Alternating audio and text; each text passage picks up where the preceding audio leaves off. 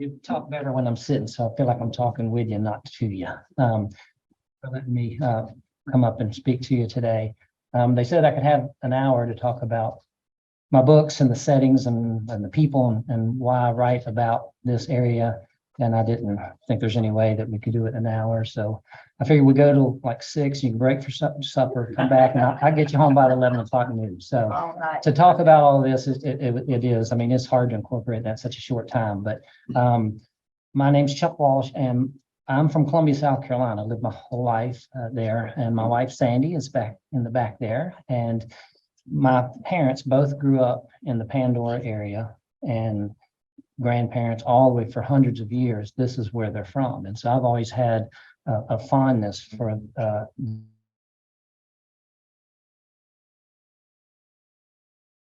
people that are more of a humble and fine group of people that have gone through so many things of life that I don't know if other people could experience, and especially like in our parents and grandparents and the hardness of life and the way they dealt with it.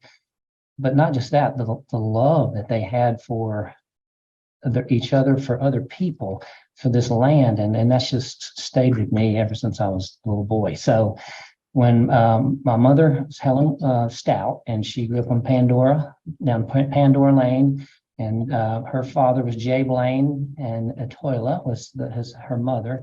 Jay Blaine was the trustee here, a big part of Mountain City. Would take people, pick up children in a school bus that couldn't get to school and drive them to school. So all these things, I did not get to meet them. They died before I was born. My father was Rod Walsh, and so his father's Rod Sr., and his mother was Ethel. And so my father's side is the Walsh and the Shoun side, and then my mother is on the Stout and the Hicks side. And so I know there's a lot of them that they're tied in that you know. So on my mother's side, there was Bert and Reuben and Mary Alice, and we had Vera, and we had Ann Greer. And then there was one that Pansy, who was a cousin, but they kind of adopted her, so she was almost like a sister to him. But they lived in Pandora. Most of them went away, except Anne, who lives up in Laurel Bloomery, and Vera, who had passed away, but she grew up here. So I'm sure you know her son, Jerry Jordan, the mayor, and so we still have cousins and relatives here. So it's great to come here and visit, but it's even better to speak. And I've had book signings up here in the past for the books that deal with this area, and I'll go into that in a little bit and the fun we've had with that. So my father's side, there was a bigger family than that, and so his was Eula and Jewel and Tommy and Caleb. Justin were twins, and Dean and Ralph, who passed away when he was 16, and then Dennis was a younger brother, was only 2, and he passed away. And so it was a big family, and they kind of scattered, so they didn't stay around. The only one that stayed anywhere near was Aunt Eula, who lived in Elizabeth. And so that's the history in the background. But in 2005, my mom got breast cancer, and I had never written anything ever. And I said, I'm going to write a book to her, about her, to show how much she means to me. So I started this idea for a book. And when I did, it's like a switch came on. And I was like, this is what I'm supposed to be doing. And so I spent nights and weekends writing it, and spent a couple of years doing it. And when I was finished, I was like, well, now I'll go, I guess, get it published. So I started looking for an agent, publisher, but it was like the fever had hit. And I was like, I've just got to keep writing. Reuben Stout Memorial Bridge is down there in Pandora, is named after, and he was, and as my cousins can attest, and friends of the family, was unlike anybody I'd ever met. And so he reunited with a man whose life he saved on the battlefield in the Philippines. Uncle Reuben fought in World War II, was a war hero. He saved this man's life, although at the time he said he's not going to make it, but at least I've got him out. And so under heavy fire, he drags him out of a foxhole, had been hit with shrapnel. Well, they reunited about 50 years later. And so the man's name was Jim Steele, and he asked, Uncle Reuben said, we need someone to document what we went through in the war for our children, because we've never said anything to anybody. And he said, well, my nephew's writing now. Let me see if he will document. So I was more than happy to. So I listened to about 3 hours and taped what they went through for 3.5 years of just brutal war. I mean, it was just terrible. and he never spoke about it. So we never knew. In fact, my mom was at the house and they were as close as brother and sister could be. And when he'd be talking, sometimes I'd see her turn around and look like, how to come? I never knew this. So once I did that, and I wrote like a 30-page Word document of what they did from when they landed in Australia to the final battle. And I was like, I need to turn this into a book. And so everything in the book, it's based on Uncle Reuben, what he went through in the war, how he met his bride to be Jolene, who was from Bristol, Jolene, the Payne family, and everything he was to me all the stories I've heard and who he was as a young man. And so there's fiction. There's a lot of it that's made up for the story, but everything that's about him, who he was in the military and how he met his bride is all accurate. And it was a bestseller. We had a book signing here in the Johnson County Library. So everybody that still knew Uncle Reuben, I mean, they all flocked to come see this. Shoot, not so much probably for my book, but to see him. And so that's the only time I've ever seen my uncle nervous. But the morning of the book signing, he couldn't sit still. He didn't know what to wear. And we went up there and had the library, and it was so much fun. And to see these people come that had not known where he was for years and years, come to see him. And so in the book, I try to incorporate other people that I know that were a part of his life, like Bill Brookshire, and that was one of his good buddies, and they got into a little bit of trouble through their time. But I was doing a book signing in Columbia. I worked at Columbia College, and I had Uncle Reuben come, and so a lot of the faculty and staff had read the book, and they had all these questions about, did your uncle do this? Did your uncle do that? And I said, he's coming. You can ask him. And when he came, they were lined up to meet this man. He was like a rock star, and he's 90 years old. And so we're sitting there, and so I would talk to the students and the faculty and staff and answer questions, and then do a book signing and had Uncle Reuben come and sit beside me as we were signing books. Well, they brought in the next group. It was like two different groups. So I would do readings. They had me do readings. Well, one of the readings I did, now this is a true story, and Uncle Reuben had not read the book yet. And so I'll tell you just one of, could be a million stories. Bethel Baptist Church is where they went to church. When Uncle Reuben was a young teenager, there was a distant relative who was apparently well-to-do, and he had a very pretty wife, and he had this fancy horse and buggy he'd bring to church. Well, when he'd go in church, Uncle Reuben would get up on the buggy. Well, the man did not like that and kept telling Uncle Reuben, don't get on my buggy. And he's like, so he wasn't gonna listen to that. So the man takes a piece of wood, hammers nails through the underside, and puts a flap of leather. So when Uncle Reuben comes to sit on it, he sits on those nails. And so now Uncle Reuben's just a teenager now. But so he gets his buddy who would get on the buggy with him, sent him home for some tools. So while they're in church, he comes and he loosens the bolts of the buggy on both of the right side, the passenger side, and just waited. So when they get up after church, he gets the pretty wife in, and they start heading down the road by Doe Creek. Those bolts come off, both of the wheels come off, and it falls into Doe Creek. So that is just one example. So I'm reading that, and Uncle Reuben leans over, he said, I didn't know you put this in the book. I said, I can't make up stuff this good. I mean, it was just the way he was. So when you pass by the Reuben Stout Memorial Bridge, think of him, because there's nobody more suited for that than that man. And he's been a major influence in characters that I've written in other books as well. But A Month of Tomorrows was based off of his life. And so so there's the house that's on Pandora. And that's where my mom grew up, Reuben, all the Stout family. And advance again if you can. And you'll see, and there was Reuben, and he was just, if they'd have made a movie about him, which I've written a movie script with a screenwriter for this, and it's hard to get, it's hard to do. But anyways, we've written that. He could have played himself in the movie. He was handsome, he was strong, he was a war hero, fisherman, hunter, and would play the pranks on people like you've never seen. And so if you advance again, right, and there he is again, and he was loved. Here he is with a raccoon, but he was just such an outdoorsman, and he embodied, I think, everything about Johnson County that's right and good, which is about everything. So that's Uncle Reuben. So if you'll advance again, and that's what was him. He fought in the Philippines in 42 through 45, 3.5 years, and battle by battle by battle. So, and he was, his war story is unbelievable, which is in the month of tomorrow's. Okay. Now, as much as I love this area and the beauty of the land and the people, to me, especially when I was little, those backwoods were scary. And so I said, I'm going to write a murder mystery up here. And so I came up with Shadows in Iron Mountain. And so I have so many people that I can use to make characters in this book. But I'd never met a killer. I'd never met anybody who murdered anybody. So I was like, I gotta come up with somebody. Well, when I was about 7 or 8, and we'd come up to Mount City, and my Aunt Ann, her husband Ray, also lived in Pandora. My dad, my uncle Ray, and my older brother and I went up to the top of Cross Mountain. Right at the very top, there's property been in the Walsh family for over 200 years. So we go up to go see the land.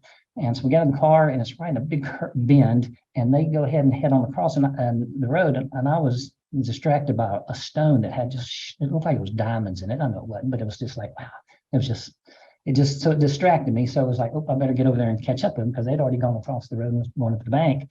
Well, this car comes around, and so I have to wait in this car. Well, there are these 4 mountain men, and literally, I mean, the car's like where these chairs are, and they run about 10 miles an hour. The guy that was in the back passenger seat, he had black beard and mustache that you couldn't see. It was oily, and his hair was dark, and he had on one of those old, like the Mountain Dew hats, the felt hats. And then when he looked at me, and he just kind of grinned, and when he did, what teeth he had were like brown and curved. I about wet my pants, but I had nightmares for the longest time.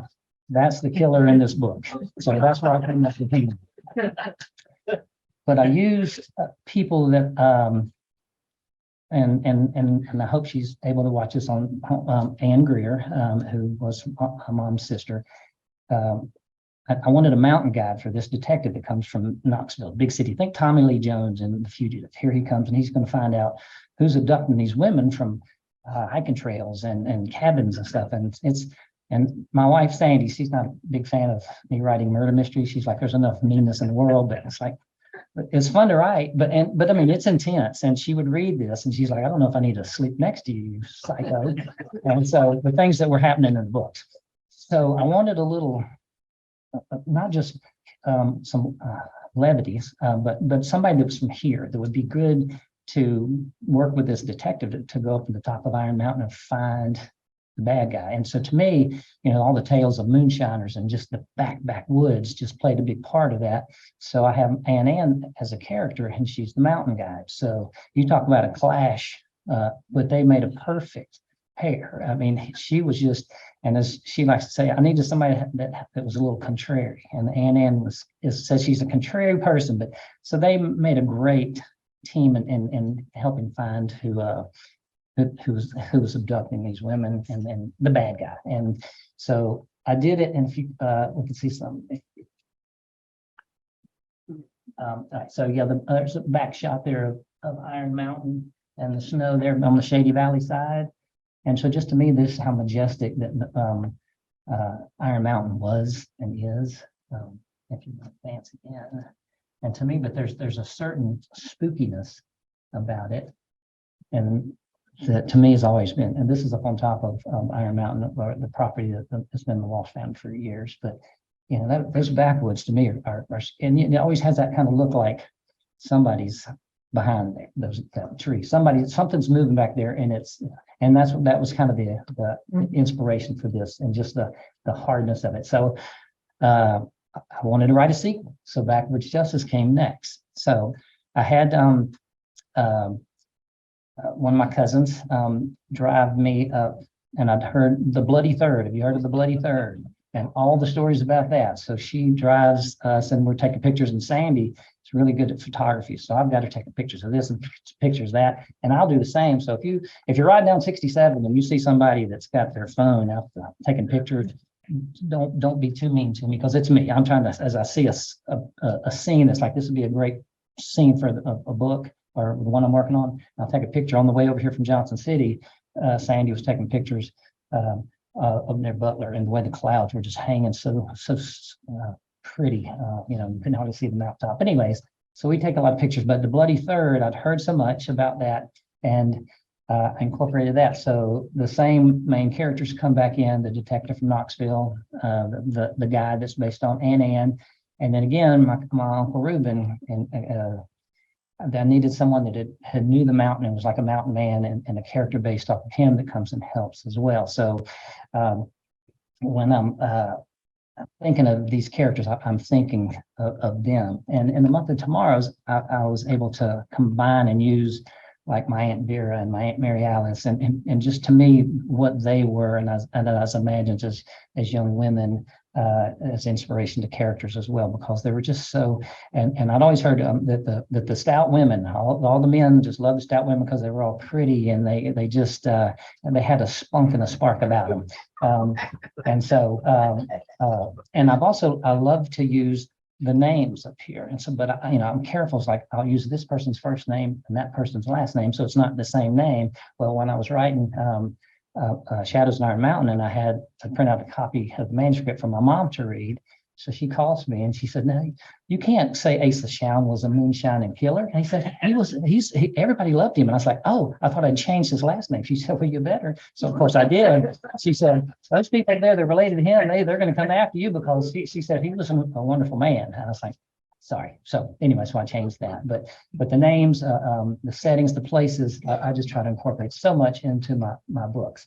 And so this is in Bloody Third. This is one of my favorite pictures. Only time I can ever remember getting out of a car and take a picture where I really felt like I don't need to be out of this car. They're going to shoot at me, or they're going to stick a dog on me or something. But that plays the scene, an important scene there. But you probably recognize this on 67 coming in from between Pandora and Mountain City, and just that spookiness that the area has. All right. So those are the books that I've written that have come out and take place here. I've got 2 books now. The one that Jacob's Well is the one we're waiting on my publisher to give us a release date. Everything's finished with it, the final edits, the whole bit. So this is not what the cover is going to look like, but there is no cover yet. So I'm kind of using this as an example. And so this, to me, there were so many family members that I never got to meet that passed away before I came around. Well, this was my chance to go meet them. And so in this book, Jacob has found a way to go back to the past. And when he does, he goes back to his grandparents. And so the opening scene, he's walking down near Pandora on 67 in the snow, walks into a country store, like, "I don't know where I came from, how I got here, and I warm myself by your stove," and it's his grandfather. But when he's back in time, he has no clue. He doesn't know that's anybody. And until he returns to the present, he has no clue who that is. So this is my grandmother, Ethel. And I had this picture, and it turned out perfect because it was under a plastic covering for so long that when I pulled it back, it started pulling things away. So it almost makes it look like a ghost. And this is outside the house that's over on Campbell Road. And so there's so much of, and that's what the house used to look like. So if anybody wants to know Campbell Road, and it was called Campbell Creek when we were growing up, and now it looks like it is called Campbell Road. So that was the house that my father lived in, and it was the only one I got to see come to visit when I was little. My mother's side, since they passed away basically before I was born, I guess they sold the house, and I never went in there, so I never got to experience that. But the times when I was little, but I got to come up and see grandparents. It was my grandparents on the Walsh side on Campbell Road. And they both passed away when I was 6, about 6 months apart. But the memories that I have vivid of that house and the yard and everything about it is just, it's just just etched in my mind. So this is like here right to the left part, and this is still here on Campbell Road. And so like it's my grandfather and my Uncle Dallas, who has been a character in some of my books too, just unbelievable. And so where my mother's side of the family was more of just of a kind, loving, just down to earth. The Walshes were too, but they were like, for them, there's mostly men, and women and alcohol, I think, were a downfall for them in a lot of cases. So they got into their share of trouble. And so that's my dad. And so this is on those steps that if you ride by the land, the steps are still there. Everything is it's depressing, but the steps are still there. And there were all the pictures always taken out on those steps. So these people, I got to go back and meet. The only ones that I ever knew, Aunt Eula on the bottom left lived in Elizabeth, and then she passed away when I was probably about 13 or 14. But the others passed away at such an early age, and I really didn't get to meet, except my Uncle Dallas and Uncle Doc, who actually retired from Ohio and moved down, lived the last like 15, 20 years in Columbia. And so quite the pistol there, and then Dad. But they had such a hard life, and my grandmother, I just was so impressed with how she was, because my grandfather, he taught school, like he'd have to ride on a horse and buggy to, I think it was in Elizabeth or Bristol. And so my grandma's home taking care of this farm and all those rambunctious boys, and just seemed to just have a way about her that I was very impressed with. So I've always had a love for her and what she's done and how she raised the boys the best they can. So when in Jacob's Well, my character goes back in time, and I get to be with some of these that I never did. And I work at Columbia College, and so about a year ago, I came in on a Monday morning, and somebody said, "What did you do this weekend?" I said, "I hung out with my grandfather." And they're like, "What?" I said, "At least right here I did." I mean, the scenes I was writing, I was with my grandfather. So to me, it helps a connection, and for the stories I've heard and the things that I do know about them that are important to me. And so there's my mom and dad when they were young. And so I get to go back and see them when they're younger. She's 19 when I go back in time. Dad's 15 when I go back in time. And this is one of the reasons I wrote this book too. Justin, he also fought in World War II in the Philippines too, but he didn't come home. A month before the war ended, he survived the Bataan Death March, 3.5 years in a prisoner of war camp, and a month before the war ended, he got killed by friendly fire. British warships. Didn't know that there were still prisoners working in this mine. And so I've gathered and collected everything I can of his. And I read a book called Tears in the Darkness of another guy who did this, and he made it home. And when I read what they endured, I mean, it made me physically ill. And I was like, I need to honor him in a book as well, like I did Uncle Reuben. And so I was like, this is going to be incorporated. So part of Jacob's Well is a big part of this man and his past. And so Justin Walsh is his name. And so there's just so much about him that's just, and so I've got a letter from a man that wrote this in November of 1945 to my grandmother and said, "I was in the same prisoner of war camp as your son, and I watched him die." And he said he couldn't wait to get home to see you and the family. He loved you. We just loved him. He was just the toughest, bravest man. He kept us going, all these things. So I've gathered and kept all that. So that's inspired me to try to tell the story. So Jacob's Well deals with this as well, and where Jacob's Well kind of has a soft and sweet beginning. As it goes back and the trips go back, it gets tougher and tougher, and this plays a big part in it and why. And so since I don't have the book's out yet for this one, they asked me to read a couple of excerpts. So I'm going to do that, kind of tease you here. So when the book comes out, this is what it'll be like. So of course, Jacob's gone back in time, and my writing, I want to set the scene. I want to take you by the hand so you feel like you're there in the way I describe things, describe people, describe the settings. So to me, prose is just as important as the scenes and the characters. So I'm going to read a couple of quick scenes from Jacob's Well. All right, so here we go. Jacob stood on a grassy hillside under a bleached layer of clouds. He surveyed the paled valley where knolls rose and fell gently toward the base of a mountain painted heavy in shadow, its folds and ridges defined and cut by darker shadows still. A breeze rose and the grassland bent in some synchronized performance. Small trees were scattered about the hillsides as if some sort of design was given thought beforehand. A rotted apple lay at Jacob's feet, an orchard. Jacob knelt and ran his hand along the grass, warm to the touch. At the base of the hill, 100 yards below, and this is on Camel Creek, stood a faded white two-story house. Great entrails of smoke flowed from its chimney. Beyond the house was a winding dirt road that rose and bent uphill, the road simply melting behind a grassy slope. Downward he walked in search of what he wasn't sure. He figured the hillside would disclose no secrets and perhaps lay within the walls of the house. He came upon a 2-foot stone fence built to the hillside as if some formal boundary to mark the entrance into the backyard. To his right was a wide shed with rusted tin roof. To his left, up front of a barbed fence that bordered a dormant planting field, stood a slender wooden structure that perhaps held supplies.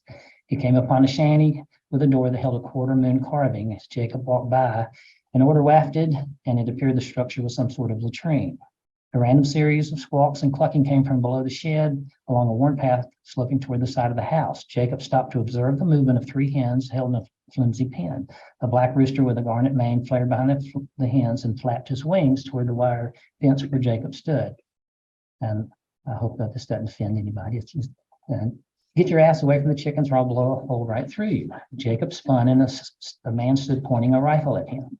A broad-shouldered man dressed in gray slacks and an unbuttoned tan shirt, partially hiding a t-shirt underneath. He wore a two-tone fedora. Jacob raised his hands, palm forward. Don't shoot. We don't take kindly to trespassers, and we sure as heck don't like chicken thieves. His forearms were thick like the trunk of an oak. I'm not a chicken thief, am I? So that's his first scene of going back to his father's side of the family. Okay, another scene. The kitchen held a soothing silence except for the popping in the wood stove. Jacob donned a green denim jacket that lay across the seat of the kitchen chair. The two pails beside the kitchen door were cold to the touch. The brisk air brushed his face when he stepped outside. The world appeared to something wild and remote, where answers to questions were abstract, shifting along the rocks like the waters of Doe Creek. The skies had assumed a purple hue. The stars lay pale against the backdrop of a ceiling that held no measure of depth. To the west, Iron Mountain carved a dark silhouette. A vision of standing in the cold mountain air, staring out at some endless array of mountains, flashed in his mind, exiting as fast as it had entered. He stopped in his tracks, regarded the mountain as though it was a photo of something he couldn't quite identify. The rooster's crow echoed from behind the house as though commanding the sun to rise. Okay, and one more from this book, and think of him in the Philippines. By late afternoon, they came upon hillsides that looked scalded by the fiery breath of some apocalyptic creature. Bleached trees with gnarled limbs pointed heavenward, as though seeking some form of pity, something resembling mercy. They appeared as prisoners themselves, forced to watch this march of terror and the void of human compassion unfolding, as though sentenced to be sad sentinels for future generations. The line of humanity went on as far as Jacob's eye could see, and he pondered how many prisoners were part of this parade of madness. Like sheep being led to a slaughterhouse, they appeared, and Jacob searched his mind to remember why he was caught in this hell from where he came from. He looked at his khaki pants, plain khaki shirt, and his dusty boots. He examined his scraped arm and spotted some form of writing, sparse letters in between the bloody scrapes that he could not decipher. What did it signify? He wore soldier's clothing, but a soldier he was certain he wasn't. He knew he was not part of this world, but of what world? His exposed skin cooked under the oppressive sun. By the time the sun dipped below, the jungle lay hills to the west. The Japanese led the prisoners to sit along the dusty road. So that will be coming out, and I hope, and this, you have to learn patience in this type of thing where you have no say-so. The publisher takes it from there, and they schedule, and they will let my agent know. My agent will let me know, and then I'll let you guys know. So that is Jacob's Well. All right, now. Everybody's heard of Nick the Hermit? He's buried up there. I've always been fascinated with that. That's what I'm writing and working on now. And I spent 3.5 years writing Jacob's Well, and I've been about 2.5 years on this one. Came up with the title last week. It took me 2.5 years to come up with the title. I had a working thing just so I'd know what I was writing, working on the document, but it's like, this is not the title. So the isolate is going to be the title. And then probably at the bottom, I'm going to ask if they can just say the story of Iron Mountain Hermit. But for you that haven't seen that, this is the house that Nick built and lived in. He was born in 1851, and he went out west. And there's different stories I've read in paper print and stories told. But he came back and was beaten and robbed of everything he had, and he moved up to Iron Mountain to live the rest of his life because he thought the world was an evil place. And it's about 3 miles west on Cross Mountain Road. And his tombstone is right up there too. So if you walk to it, and you'll see it's right off the Appalachian Trail. So that's a big stopping point for hikers. So to me, his story is just fascinating. That's his tombstone. And so since there's so much that we don't know, for all my books that are fiction, this one, they're going to be called, I was thinking, is it going to be historical fiction? They said no. And they said it's going to be creative nonfiction. So it's a true story about a man's life, but there's so much, I'm filling in the blanks for the story.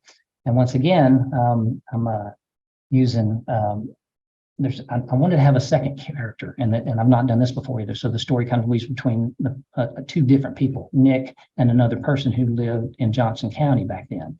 And so, because I want the reader to see his living, what it was like from someone else's eyes, because he's not observing himself what this little cabin looks like. So I was like, I need somebody else that's in there that would know him, get to know him, and come up there and visit that cabin. And so, again, I'm inspired. The inspiration for this character, again, is my Aunt Ann Greer, and just the spunkiness that she had and the hard life she's had. So, and again, that's you. So also, I told you I like to use names of people up here. So in this version, my version, Nick comes back and he going to make money. He wanted to marry a girl that he was in love with here. And so that was one of the reasons he left. And when he came back, she had found another. And that was another reason that he lost everything he had and went to work for, and then she found another.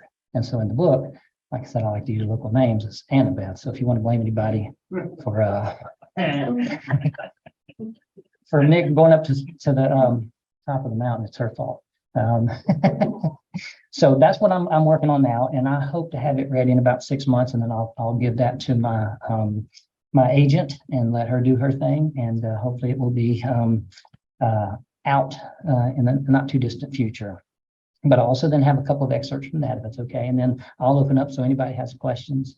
I can go all day with this. And again, so it's like preaching to the choir, because what I'm telling you already know, because you get to live it. I don't get to live it until I come back up here, but in my heart, I get to live it. So that's what inspires me to write these books. And I don't know what the next one's going to be, but I got a feeling it'll be something, because it just, as I start thinking, it's like, man, there's nothing like this place. And so it'll probably be here as well. And when the book comes out, when Jacob 12 comes out, I will be back and we'll have book signings, and we'll spread the word and everybody comes. So if you allow, I'll a couple excerpts from the isolate.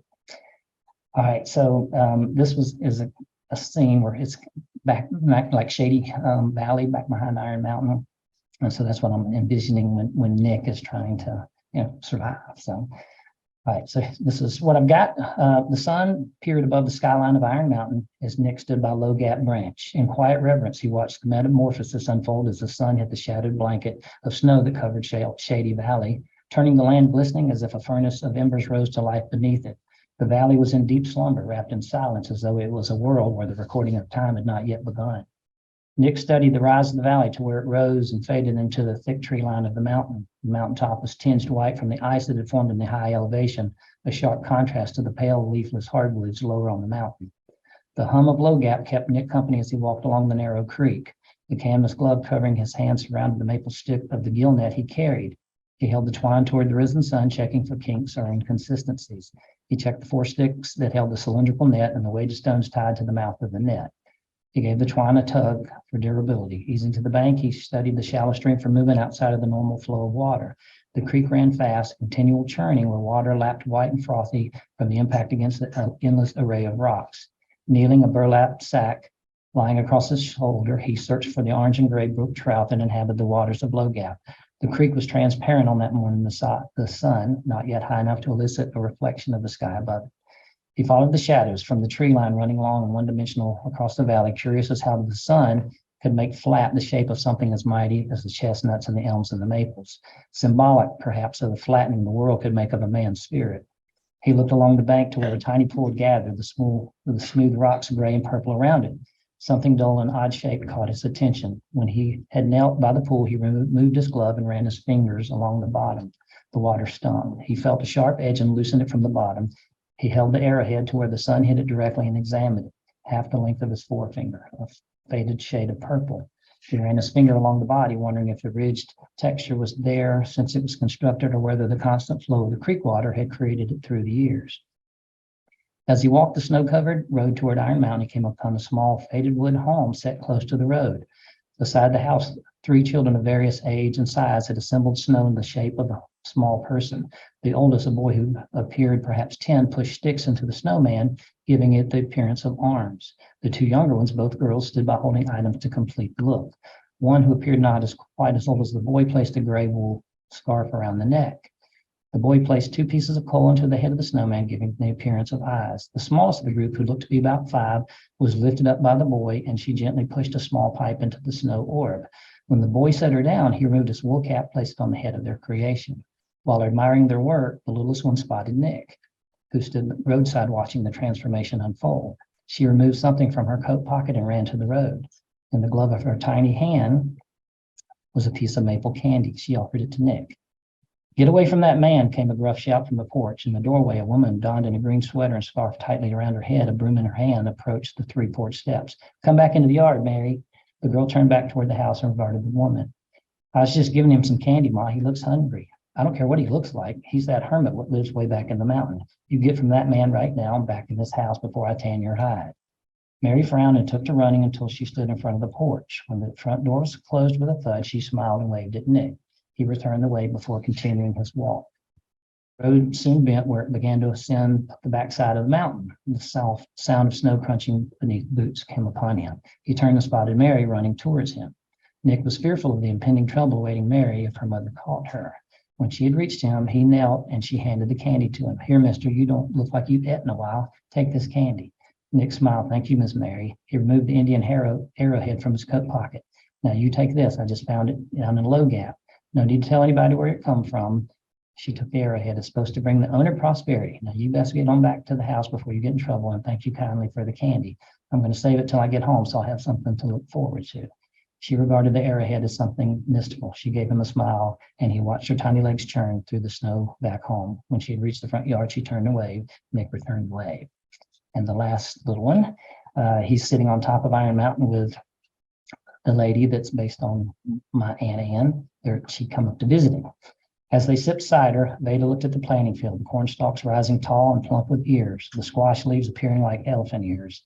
It appeared as a garden might in the valley. She was puzzled to see that vegetables such as these grew at such high elevation.